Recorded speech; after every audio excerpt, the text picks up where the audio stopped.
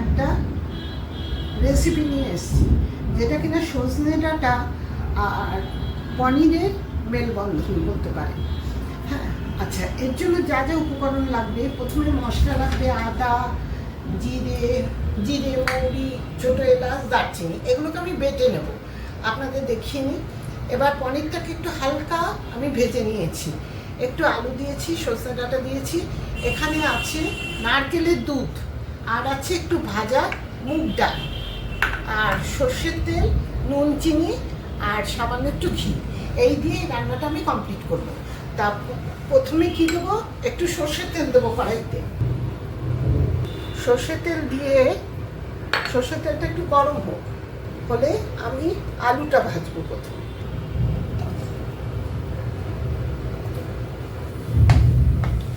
ভাজতে ভাজতে বলি, নমস্কার, আমি নন্দিতা মুখার্জি বলছি, নন্দিতার হেসেল থেকে।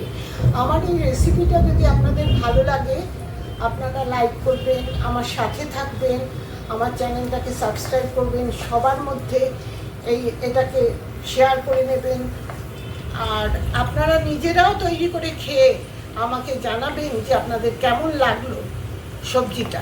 এটা একটু অন্য রকমের সবজি হবে, দেখবেন এই নিরামিষ সবজিটা খেতে কিন্তু খুবই ভালো লাগবে।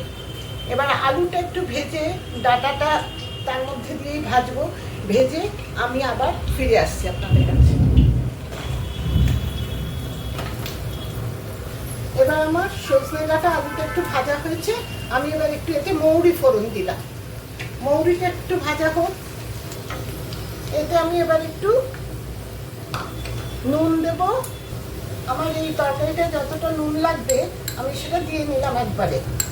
এবারে একটু হলুদও দেবো সামান্য।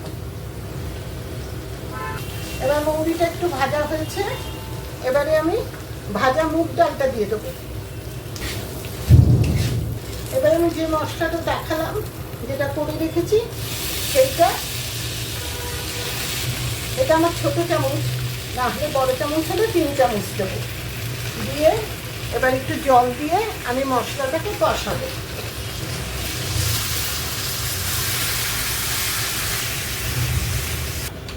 মশলাটাকে খুব ভালোভাবে কষাতে হবে।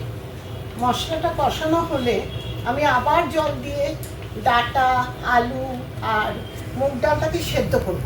এটা সম্পূর্ণ সেদ্ধ হওয়ার পরে আমি পনির বা কি বলে নারকেলের দুধ দেব। এখন আমি এর মধ্যে কটা আস্ত কাঁচা লঙ্কা ফেলে দিলাম, দিয়ে এটাকে আমি এখন গ্যাস সিম করে সেদ্ধ হতে দেবো। ডালটা সেদ্ধ হয়ে গেছে, এবার আমি এতে পনির দেব।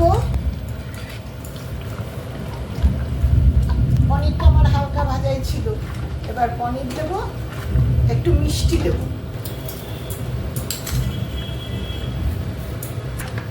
এবারে নারকেলের দুধটা দেব, এবার একটু ঘি দেব।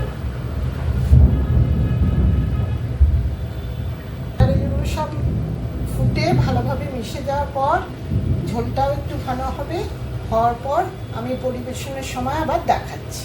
আজকের রেসিপি পনির আর সজনে ডাঁটার মেলবন্ধন পরিবেশনের জন্য সম্পূর্ণ তৈরি। আশা করি আপনাদের এই রেসিপিটা ভালো লাগবে। আমাকে জানাবেন, আপনারা নিজেরা রান্না করে জানাবেন, আপনাদের বন্ধুবান্ধবদের রান্না করতে বলবেন, তাদেরও বলবেন কেমন হলো আমাকে জানাবেন। আশা করি আপনাদের সকলের ভালো লাগবে।